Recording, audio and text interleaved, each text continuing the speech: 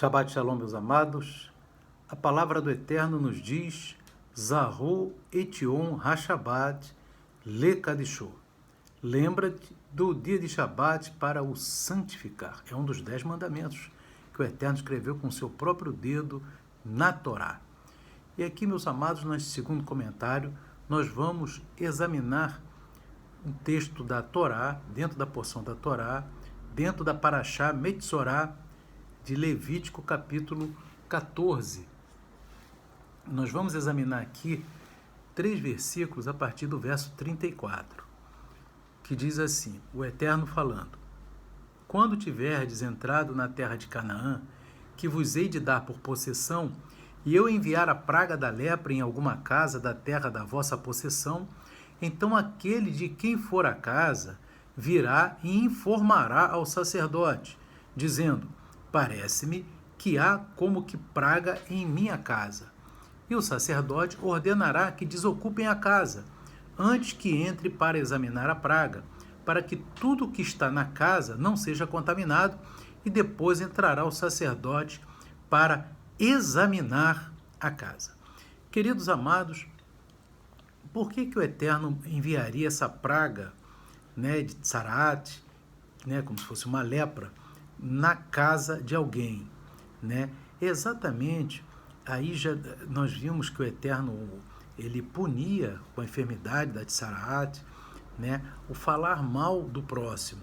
Nesse caso aqui, o Eterno, ele pune com essa espécie de Tsarat, que depois pode evoluir para os móveis, para as vestes, até para a própria pessoa, por causa do pecado da ganância. E exatamente por isso que o sacerdote, ao for verificar a casa, ele vai colocar para fora da casa tudo que aquela pessoa tem, de modo que, se aquela pessoa escondia alguma coisa do que tinha de alguém, vai ficar tudo à vista, porque vai ser tirado todo o mobiliário da casa, como está aqui no verso 36, e o sacerdote ordenará que desocupem a casa, antes que entre para examinar a praga, para que tudo que está na casa não seja contaminado. E é por isso, meus irmãos, que esse texto da Parashá Metzorá é uma das razões, porque ele também está ligado na Haftará deste Shabat, que nós examinamos ali no livro de 2 Reis. 2 Reis, meus irmãos, no capítulo 5, nós vimos ali que Naamã, ele veio para falar com Eliseu. Eliseu nem o recebeu de primeiro momento, mandou ele se banhar 7 vezes no Rio Jordão para ficar curado da lepra. Naamã era um capitão do exército da Síria. E assim, ele com aquela comitiva, ele foi, mergulhou, de início ele duvidou, mas depois as pessoas que estavam com ele o aconselharam: não, vai lá, banha 7 vezes, ele não te pediu coisa difícil. Então ele foi lá, se banhou 7 vezes no Rio Jordão e ficou curado da lepra. Depois ele veio para falar com Eliseu. E aí nós vamos ver, depois que ele ficou purificado, em 2 Reis, capítulo 5, verso 15, diz assim: Então voltou Naamã ao homem de Deus, que é Eliseu, ele e toda a sua comitiva, e chegando, pôs-se diante dele e disse: Eis que agora sei que em toda a terra não há Deus, senão em Israel. Agora, pois, peço-te que aceites uma bênção do teu servo. Porém, Eliseu disse: Vive o Eterno em cuja presença estou, que não a aceitarei. E instou com ele para que a aceitasse, mas Eliseu recusou. E disse Naamã: Se não queres, dê-se a este teu servo uma carga de terra que baste para carregar 2 mulas, porque nunca mais oferecerá este teu servo holocausto nem sacrifício a outros deuses, senão ao Eterno. Nisto perdoe o Eterno a teu servo, quando meu senhor, quer dizer, o rei da Síria, entrar na casa de Rimon, que é o deus lá pagão, para lhe adorar, e ele se encostar na minha mão, e eu também tenho de me encurvar na casa de Rimon. Quando assim me encurvar na casa de Rimon, nisto perdoe o Eterno a teu servo. E Eliseu lhe disse: Vai em paz. E foi dele a uma pequena distância.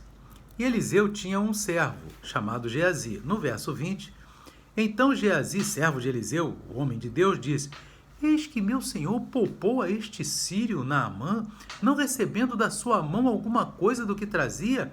Porém, vive o Eterno que hei de correr atrás dele e receber dele alguma coisa. E foi Geazi a alcançar Naamã, e Naamã, vendo que corria atrás dele, desceu do carro a encontrá-lo e disse-lhe: vai tudo bem? E Geazi disse: tudo vai bem, meu senhor. Meu senhor me mandou dizer: eis que agora mesmo vieram a mim 2 jovens dos filhos dos profetas da montanha de Efraim, dá-lhes, pois, 1 talento de prata e 2 mudas de roupa. Você veja, irmãos, que Eliseu não recebeu nada de Naamã, pela cura que Naamã teve. Ele recusou os presentes, porque Naamã tinha levado muitas mudas, tinha ciclos de ouro, tinha talentos de prata, e Eliseu não quis um centavo, não quis nada. O servo de Eliseu, na ganância, foi lá e viu que Naamã estava a uma certa distância e falou: não vou deixar esse sírio embora sem deixar nada. E foi lá, pegou com ele 2 talentos de prata e 2 mudas de roupa, né? E depois, no final, Eliseu falar com Eliseu, né? E aqui o que acontece? Porém, aqui diz, né, irmãos? Ele foi, e no verso 24, aí chega que o Geazi, ele pegou aqueles talentos, aquela muda de roupa e guardou na sua casa e despediu aqueles homens e foram-se. Então ele se entrou e pôs diante de Eliseu e disse-lhe Eliseu: de onde vem, Geazi? E disse Geazi: teu servo não foi nem a uma nem a outra parte. Porém lhe disse Eliseu: porventura não foi contigo o meu coração quando aquele homem voltou do seu carro a encontrar-te? Era a ocasião para receberes prata e para tomares roupas, olivais e vinhas, ovelhas e bois, servos e servas? Portanto, a lepra de Naamã se pegará a ti e a tua descendência para sempre. Então saiu de diante dele leproso, branco como a neve. Então veja bem, irmãos, a ganância de Geazi fez que ele ficasse leproso. Amém? Então, outro pecado sério e grave diante do Eterno é a ganância, que provoca enfermidades na vida das pessoas. E aqui nós vemos, meus irmãos, no próprio livro da Torá, de Números, quando Moisés foi acusado por aquela rebelião de Corá, Datã e Abirão, né? E eles começaram a falar mal de Moisés perante o povo, né? Dizendo: nem tampouco nos trouxeste a uma terra que manda leite e mel, nem nos deste campos e vinhas. Porventura arrancarás os olhos a estes homens? E aí Moisés diz em Números, meus irmãos, no capítulo 16, no verso 15, Moisés diz assim: então Moisés irou-se muito e disse ao Eterno: não atentes para a sua oferta, Adonai, nenhum só jumento tomei deles, nem a nenhum deles fiz mal. Moisés nunca pegou nada de ninguém ali do povo de Israel. Ele era o líder espiritual e pronto. Aleluia! Ele não tinha nenhum benefício material por estar ali na liderança. A ligação dele era com Deus. Era isso que é para ser feito, que foi feito por Eliseu, que foi feito por Moisés, que foi feito também por Samuel.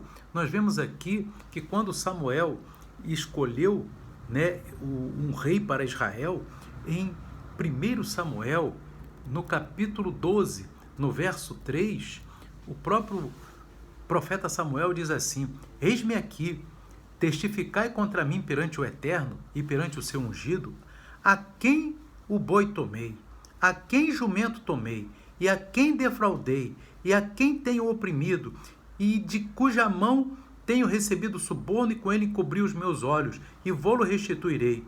Então o povo disse: em nada nos defraudaste, nem nos oprimiste, nem recebeste coisa alguma da mão de ninguém.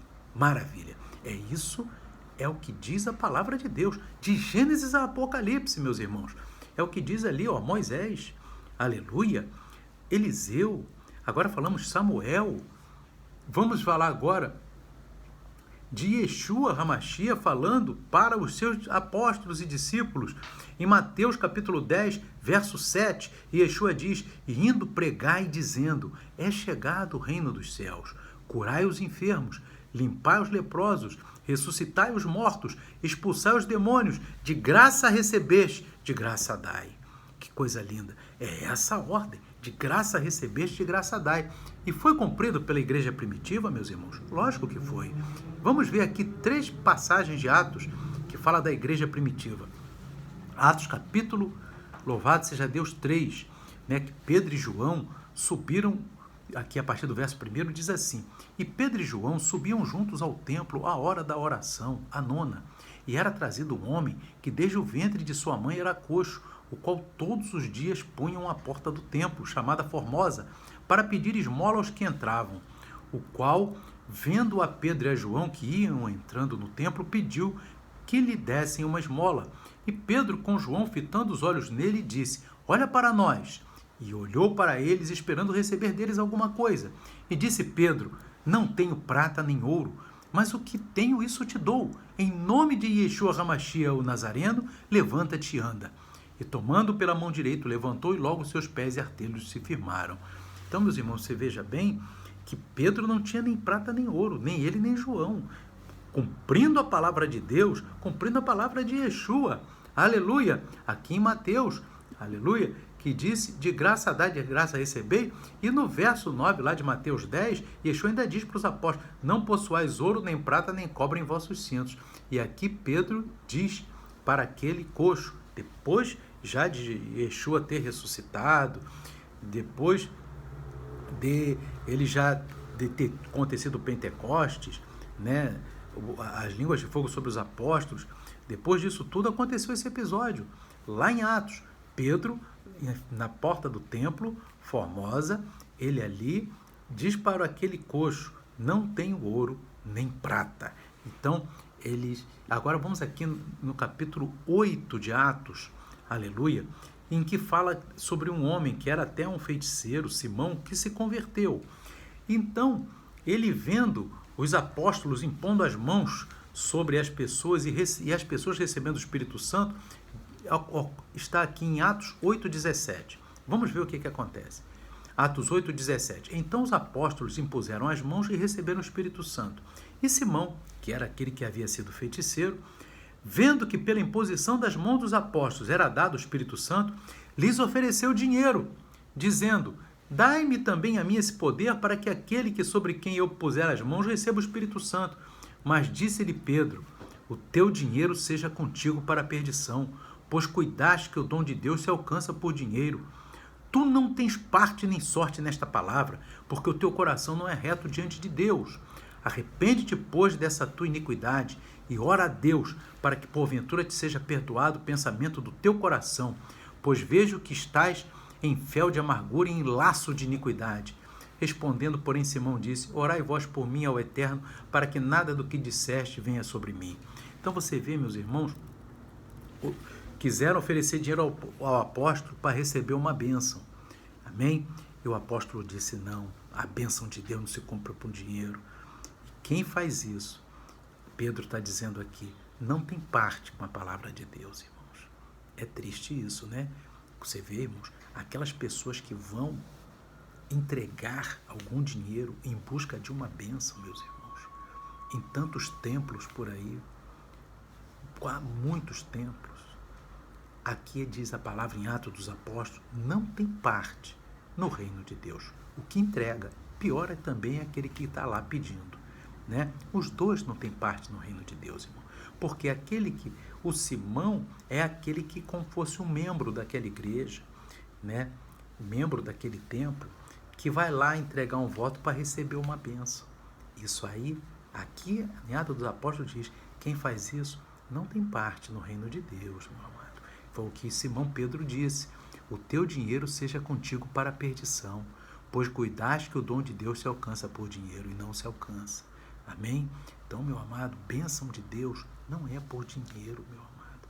Coisa triste isso, meus irmãos, mas a conta vai chegar. Amém? O dia do arrebatamento está chegando, meus irmãos. E muita gente que pensa, fulaninho foi salvo, Irmão, se fulaninho pedia dinheiro e o povo ia lá entregar dinheiro para receber bênção, não está salvo, meu amado. Porque, a não ser que ele tenha se arrependido no último momento, né, meus irmãos? Deus é que sabe. Amém? Vamos lá no verso, agora outro exemplo, irmão. Atos 20, verso 33, meus irmãos. O apóstolo Paulo, ele está falando com os bispos. Aqui, ó, ele está falando, aleluia, aleluia. Glórias a Deus. Ele está falando com os bispos, né, daquela igreja, amém? Em Atos capítulo 20, amém? Aleluia, aleluia. Capítulo 20, verso 28. Olhai por vós e por todo o rebanho sobre que o Espírito Santo vos constituiu bispos, para apacentardes a igreja de Deus, que ele resgatou com seu próprio sangue. Porque eu sei isto, que depois da minha partida entrarão no meio de vós lobos cruéis que não pouparão o rebanho, e que de entre vós mesmos se levantarão homens que falarão coisas perversas, para atraírem os discípulos após si. Portanto, vigiai, lembrando-vos que durante 3 anos não cessei noite e dia de admoestar com palavras, com lágrimas a cada um de vós. Agora, pois, irmãos, encomendo-vos a Deus e a palavra da sua graça, a Ele que é poderoso para vos edificar e dar herança entre todos os santificados. De ninguém cobicei a prata, nem o ouro, nem o vestuário. Sim, vós mesmos sabeis que para o que me era necessário a mim e aos que estão comigo, estas mãos me serviram. Paulo está dizendo, eu trabalhei com minhas mãos. Não fui pesado a ninguém na igreja.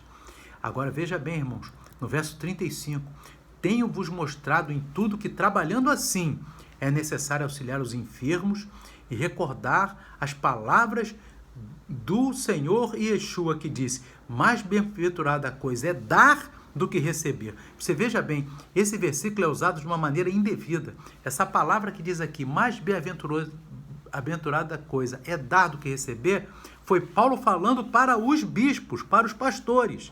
Então ele está dizendo, pastores, mais bem-aventurada coisa é dar do que receber. Não peça dinheiro para ninguém. É isso aqui, irmãos. Mas as pessoas muitas vezes pegam só esse versículozinho e dizem assim, ó, você tem que dar do que receber. E fica pedindo. Mas aqui o texto de Atos é Paulo falando com os bispos daquela localidade, com os pastores daquela localidade. As minhas mãos nunca foram pesadas. Eu nunca fui pesado para a igreja porque as minhas mãos sempre trabalharam para o meu sustento. Diz o apóstolo Paulo aqui nesse texto, como nós lemos. Então, queridos, veja bem, que nem membro, nem pastor pode estar ligado na ganância do dinheiro, meus irmãos. Aquele que leva, como Simão, não tem parte no reino. Aquele que pede, também não tem parte, porque Pedro não aceitou. Aleluia, João não aceitou, Paulo não aceitou, Samuel não aceitou, Moisés não aceitou, Eliseu não aceitou. De Gênesis a Apocalipse. E a igreja que vai subir é a igreja que trabalha conforme a Bíblia. Aleluia. De graça dai, de graça recebei. Queridos amados, que o Espírito Santo continue falando ao teu coração. Shalom, Shabbat Shalom. Amém e amém.